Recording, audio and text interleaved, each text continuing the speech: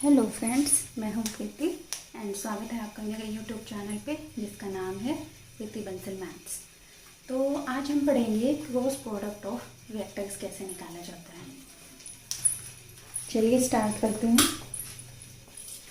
Suppose हमारे पास two vectors हैं। Let this is vector A and this is vector B and इनके बीच एंगल है थीटा। तो A vector cross B vector क्या होगा, ये हम निकालना चाहते हैं। ठीक है, तो ए क्रॉस बी हमेशा हमें एक परपेंडिकुलर वेक्टर देता है ए एंड बी दोनों के। ठीक है, जिस प्लेन में ए एंड बी है उस प्लेन के परपेंडिकुलर हमें एक वेक्टर मिलता है जिसको हम ए क्रॉस बी वेक्टर बोलते हैं। ठीक है, तो ए क्रॉस बी किसके इक्वल आता है, modulus A vector modulus B vector sine theta N cap. ये एन कैप क्या है, ये यूनिट वेक्टर है perpendicular to A and B. A and B के परपेंडिकुलर जो हमें वेक्टर मिलता है वो ए क्रॉस बी वेक्टर होता है एंड जो ये एन कैप है वो उसकी डायरेक्शन बताता है कि उसकी डायरेक्शन क्या है। This is the unit vector perpendicular to the plane containing A vector and B vector. So this is unit vector perpendicular to the plane containing vectors A and B। ठीक है, जो plane A vector and B vector को contain करता है N cap उसके perpendicular vector आता है। ठीक है, अब हम देख सकते हैं कि इसमें क्या है, हम राइट हैंडेड सिस्टम का यूज करते हैं। राइट हैंड सिस्टम क्या कहता है, राइट हैंड सिस्टम का हम यूज करते हैं। राइट हैंड सिस्टम क्या कहता है कि हमने अपना hand right hand vector A पे रखना है। ठीक है, एंड हमें जाना है बी की साइड। तो ये जो डायरेक्शन है ये डायरेक्शन है हमारी एन कैप। ठीक है, two vector A and B है, ए क्रॉस बी निकालना है तो हम क्या करेंगे, ए पे हैंड रखेंगे एंड बी पे जाएंगे। तो ये जो डायरेक्शन बनी जहाँ पे हमारा थंब आएगा जिस डायरेक्शन में परपेंडिकुलर डायरेक्शन में वो हमारी एन कैप की डायरेक्शन होती है। ठीक है, बट अगर हमें बी क्रॉस ए पे आना है तो हम अपना राइट हैंड किस पे रखेंगे, बी पे रखेंगे। बी पे रखेंगे तो बी क्रॉस ए पे आना है तो हमारे अंगूठे की साइड कहाँ है, थंब की जो साइड है वो पीछे की साइड है। ठीक है, तो उसकी डायरेक्शन क्या होगी, पिछले साइड होगी, ऐसी होगी, यानी ये हमारी डायरेक्शन होगी। बट अगर ऐसे निकाल लें तो ये हमारी एन कैप की डायरेक्शन होगी। ठीक है, तो जो भी ए क्रॉस बी में हम डायरेक्शन यूज करते हैं वो राइट हैंडेड सिस्टम में ये वाली डायरेक्शन यूज करते हैं। ए क्रॉस बी निकाल रहे हैं तो हमारी डायरेक्शन राइट हैंडेड सिस्टम से जो भी थंब की डायरेक्शन होती है वो एन कैप की डायरेक्शन हो जाती है। ठीक है, तो ये है हमारा ए क्रॉस बी। अगर हमें एरिया, हमें पता है एरिया ऑफ ट्राइंगल क्या होता है, हमने पढ़ा हुआ है एरिया ऑफ ट्राइंगल हम क्या लेते हैं, half A B sine theta लेते हैं। ठीक है, इसको हम क्या लिख सकते हैं, हम इसको ऐसे लिख सकते हैं, A vector cross B vector का मॉडुलस लिख सकते हैं। देखो यहाँ से हम मॉडुलस निकालते हैं, A vector cross B vector का मॉडुलस क्या होगा, modulus A vector modulus B vector. N cap का मॉडुलस लेंगे क्योंकि एक यूनिट वेक्टर है तो इसका मॉडुलस 1 हो जाएगा। तो ये this is equal to modulus A modulus B sine theta. ठीक है, तो यहाँ पे ए बी साइन थीटा था, ए बी क्या है, मॉडुलस ही है जो हम जहाँ पे हम ट्रायंगल पढ़ते हैं तो ट्रायंगल में एरिया ऐसे निकाला जाता है, half A B sine theta. A and B क्या होती है, लेंथ होती है। ठीक है, एडजेसेंट साइड्स की, एंड उनके बीच का एंगल हम थीटा होता है तो साइन थीटा लेते हैं। तो ये ए बी क्या है, मॉडुलस ए बी है। ठीक है, मॉडुलस ए मॉडुलस बी, तो इसको modulus A modulus B sine theta को हम ए वेक्टर क्रॉस बी वेक्टर का मॉडुलस लिख सकते हैं। ठीक है, तो this is area of triangle. Area of triangle निकालने के लिए भी हम क्रॉस प्रोडक्ट का यूज़ करते हैं। ठीक है, तो यहाँ पे ए एंड बी क्या है, A and B, A vector and B vector are adjacent sides of triangle.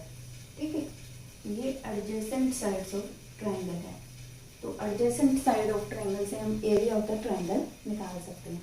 इसी टाइप से अगर हमें एरिया ऑफ पैरेललोग्राम निकालना है, एरिया ऑफ पैरेललोग्राम निकालना है तो वो किसके इक्वल होगा। सपोज टू वेक्टर है ये हमारे, ए वेक्टर एंड बी वेक्टर। ठीक है, तो ये पैरेललोग्राम हम बना लेते हैं। ठीक है, तो ये ए वेक्टर है तो ये वेक्टर भी ए वेक्टर होगा, ये बी वेक्टर है तो ये वेक्टर भी हमारा बी वेक्टर होगा। ठीक है, तो ये बी वेक्टर है, ये ए वेक्टर है। ठीक है, तो ये वाला इसको हम ए वेक्टर ले लेते हैं। This is A vector, this is B vector, तो ये भी हमारा बी वेक्टर आ गया।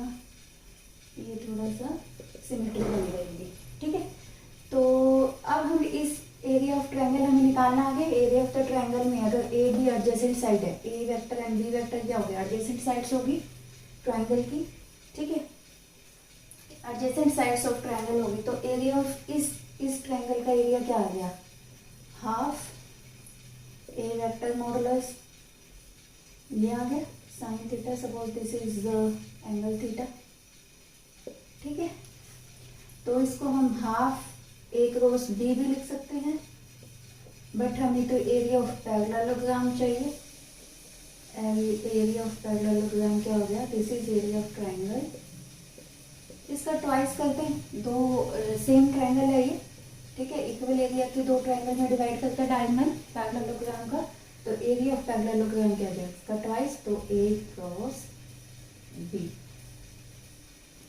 ठीक है, तो इस टाइप से हम एरिया ऑफ पैरेललोग्राम भी निकालते हैं क्रॉस प्रोडक्ट का यूज करके, एंड एरिया ऑफ ट्रायंगल भी निकाल सकते हैं। ठीक है, तो अब हम प्रॉपर्टीज देखते हैं कि प्रॉपर्टीज क्या हैं क्रॉस प्रोडक्ट की। ठीक है, तो प्रॉपर्टीज ऑफ क्रॉस प्रोडक्ट देखो, फर्स्ट हम देखते हैं कि A vector cross B vector is not equal to B cross A vector. ठीक है, ये देखो, अगर हमने ए क्रॉस बी निकाला तो ये डायरेक्शन है, बी क्रॉस ए निकाले तो ये डायरेक्शन है, तो इक्वल नहीं होगी। ठीक है, तो इसमें क्या डायरेक्शन का फर्क है तो परपेंडिकुलर वेक्टर ये भी, बट इसमें क्या है डायरेक्शन का डिफरेंस है। ठीक है, तो दिस आर नॉट इक्वल, तो ये किसके इक्वल होता है, A cross B is equal to minus of B cross A. ठीक है, तो क्योंकि ये सपोज हमने ये निकाली, ये डायरेक्शन है, ये निकाली, तो ये क्या है, इस वाली डायरेक्शन की नेगेटिव डायरेक्शन है, पीछे वाली डायरेक्शन को हम नेगेटिव लेते हैं, तो A cross B is equal to negative of B cross A. Third है हमारे पास A cross C, B plus C है यहाँ पे, तो ये डिस्ट्रीब्यूट हो जाता है, तो A cross B plus A cross C. ठीक है, A cross B plus A cross C distribute हो जाता है। अब हम निकालते हैं I cross I, J cross J and K cross K. जो तीन यूनिट वेक्टर्स हैं, अगर आई के साथ क्रॉस प्रोडक्ट लेंगे, जे की जे के साथ, के की के के साथ, तो वो 0 होती है। ठीक है, तो अब हम देखते हैं आई क्रॉस जे किसके इक्वल होता है। ठीक है, जे क्रॉस के किसके इक्वल होता है, एंड के क्रॉस आई किसके इक्वल होता है। ठीक है, तो इसके लिए हम ऐसे लिख लेते हैं, सपोज ये this is vector I, direction हम ये लेते हैं, क्लॉकवाइज डायरेक्शन लेते हैं। ठीक है, तो this is vector J, this is vector के, ठीक है। ये अगर हम क्लॉकवाइज चलते हैं तो i cross j equal to k cross i is equal to j and j cross k is equal to i, ठीक है। तो अगर क्लॉकवाइज चलेंगे तो आई क्रॉस जे के आ जाएगा, के क्रॉस आई जे आ जाएगा एंड जे क्रॉस के क्या आएगा, आई आ जाएगा, ठीक है। बट अगर हम एंटी क्लॉकवाइज डायरेक्शन चलते हैं, अगर हम इनकी डायरेक्शन चेंज करते हैं, हम ऐसे चलें, ये, ठीक है, तो इनकी वैल्यूज क्या होंगी हम देखते हैं। इनकी वैल्यूज क्या होंगी यहाँ पे लिख लेते हैं। तो यहाँ से हमारे पास क्या आएगा, जे क्रॉस आई किसके इक्वल होगा, आई क्रॉस के किसके इक्वल होगा एंड के क्रॉस जे किसके इक्वल होगा। तो देखो जे क्रॉस आई हमारा बन जाएगा माइनस ऑफ के, ठीक है। जब हम इनकी डायरेक्शन अपोजिट कर देते हैं, एंटी क्लॉकवाइज कर देते हैं, तो ये नेगेटिव आ जाता है, ठीक है। तो देखो आई क्रॉस जे के था, बट जे क्रॉस आई लेंगे तो माइनस के। अब यहाँ पे देखो के क्रॉस आई क्रॉस के क्या देगा, माइनस जे। यहाँ पे K cross I J, but I cross K लेंगे तो minus J. K cross J is minus of I, ठीक है। जे क्रॉस के लेंगे तो आई, के क्रॉस जे होगा माइनस आई। यानी क्लॉकवाइज चलना है, क्लॉकवाइज चल रहे हैं तो प्लस होगा, ठीक है, एंड एंटी क्लॉकवाइज चलेंगे तो नेगेटिव हो जाएगा। तो इस टाइप से हम इनकी क्रॉस प्रोडक्ट निकालते हैं यूनिट वेक्टर्स की, ठीक है। कॉम्यूटेटिव नहीं होता तो किसके इक्वल होता है, डिस्ट्रीब्यूट हो जाता है, यूनिट वेक्टर्स हो गए, ठीक है। तो ये है हमारे पास क्रॉस प्रोडक्ट की प्रॉपर्टीज। अब हम वेक्टर प्रोडक्ट, अब जैसे मान लो ए वेक्टर हमारा सपोज है, ए वेक्टर हमारा है A1 आई कैप प्लस A2 जे कैप प्लस A3 के कैप एंड बी वेक्टर है B1 आई कैप प्लस B2 जे कैप प्लस B3 के कैप। हमने निकालना है A क्रॉस B, ठीक है। तो A क्रॉस B हम कैसे निकालेंगे, देखो निकाल के देखते हैं रफली। देखो आई के साथ प्रोडक्ट लेंगे तो 0 हो जाएगी, तो A1 B2 I cross J is के कैप, ठीक है, प्लस A1 B3, ठीक है, आई क्रॉस के हमारा क्या आएगा, माइनस ऑफ जे, तो A1 B3 is minus J cap, ठीक है। अब हम A2 के साथ लेते हैं, A2 B1 जे क्रॉस आई, तो जे क्रॉस आई इज माइनस के कैप, तो यहाँ पे माइनस के कैप। A2 B2 जे के साथ 0 plus A2 B3 J cross k is I cap, ठीक है, प्लस A3 B1 के क्रॉस आई, ठीक है, के क्रॉस आई क्या होगा, जे कैप प्लस A3 B2, ये नेगेटिव में आएगा क्योंकि के क्रॉस जे है, तो हम एंटी क्लॉकवाइज चल रहे हैं, तो के क्रॉस जे के इक्वल माइनस आई कैप के इक्वल, ठीक है। तो ये इस टाइप से है।